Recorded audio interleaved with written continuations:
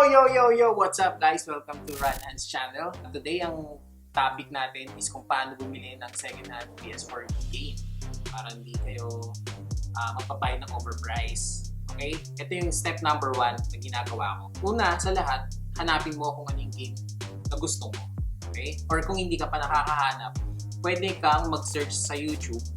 O, type mo kung anong trip mong genre. For example, horror. Best horror PS4 game. Pag nakahanap ka na, for example, Days Gone gameplay, yun yung i-type mo sa YouTube, tapos check mo kung okay yung game. Step number 2, check nyo sa mga website or online kung magkano yung brand nyo na price. Kasi dito sa Pilipinas, sa atin, merong mga online shop, gaming online shop, na pwede nyo makita yung price ng game. For example, yung Data Brothers, hanapin nyo doon kung ano yung game na gusto nyo, tapos check nyo yung price. So, doon sa price na yun, doon tayo mag-base.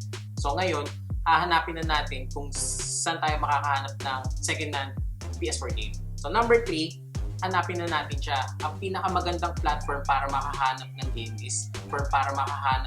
is sa Facebook Marketplace or sa Facebook page or sa Facebook group. And doon ako naghahanap madalas. Ngayon, maghahanap ka ng page na or community sa Facebook. For example, PlayStation 4 buy and sell, or mas maganda kung malapit sa lugar nyo. For example, ako sa Cavite, PS4 buy and sell Cavite.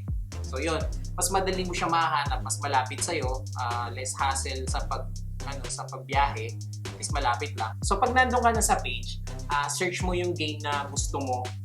Tapos, pagka-search mo, may kita mo yung mga iba't ibang price. Kung alin yung mas mura, siguro yun yung i-check mo. Sa step number 2, di ba sinabi ko sa inyo yung base price natin is yung brand new. Naghahanap ka ng Days Gone, mas okay na mas mababa siya kasi nga second hand. Magiging less 200 or 400, 500, ganun yung magiging price niya. So sa number 4, check the availability ng item. So doon na kayo mag-uusap ni seller. Okay?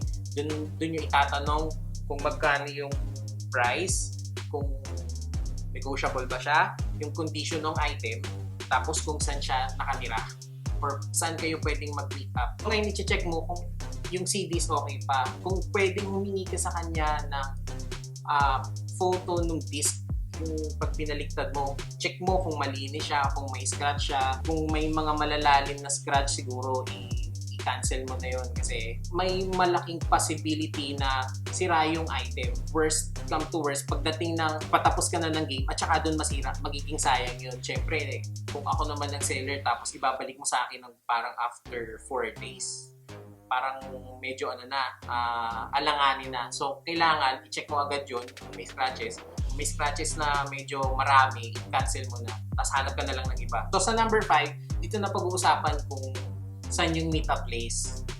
Ngayon, i-check mo yung location ng buyer. Kung malapit sa inyo, puntahan mo para at least makaless ka ng 50 or 100. So ito, nagkaroon ako ng isang incident na parang may gustong bumili sa akin ng item. Binabarat niya ako kasi binibenta ko yung item ng 1.5. Parang gusto niyang gawing 1.3. So pinagbigyan ko siya. Basta ang usapan namin is dito sa place ko. Parang sabi ko dito sa malapit sa akin. Tapos, ang gusto niya pa, dun sa place niya malapit kasi hindi daw siya makalabas. Parang masyado namang given na masyado sa iyo yung item. Huwag masyadong kupal buyer, okay? Kung humihingi ka ng discount, pwedeng pumunta ka mas malapit sa kanya. Hindi palaging araw-araw Pasko. Kung meron na kayong meetup place, number 1 na wag mong gagawin is magpa-late. Lalo na kung humingi ka ng discount, okay? Number 1 yan na inaasaran ng mga seller or ng buyer. Huwag kang magpapalit. Tapos yun, so nakapag-usap na kayo, meet up na. So okay na.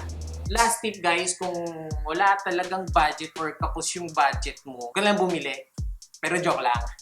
Ngayon, kung yun nga, binibili mo siya ng 1,100, kulang ka ng 200, siguro pinakamaganda pagsilbihan mo na lang yung pamilya mo. Siguro sa ganong paraan makadagdagan yung budget mo. For example, bilhan mo ng napkin si ate bilan mo ng beer si kuya, tapos kumupit ka na lang. Pero joke lang, huwag kayong kukupit. Bad yun. Konti lang. At magluto ka, maghugas ng pinggan, mga ganung gawain bahay, tapos hirit ka na lang sa nanay mo, sa tatay mo. Kahit 50 sila, okay na siguro yun. Kung marami kang kapatid, mas magiging malaki yung budget mo. So yun guys, okay na. Sana nakatulong sa inyo yung mga pinagsasabi ko. Sana may sense kahit paano. Yun lang guys. Please like and subscribe to Rad Hans channel. Thanks. Peace out.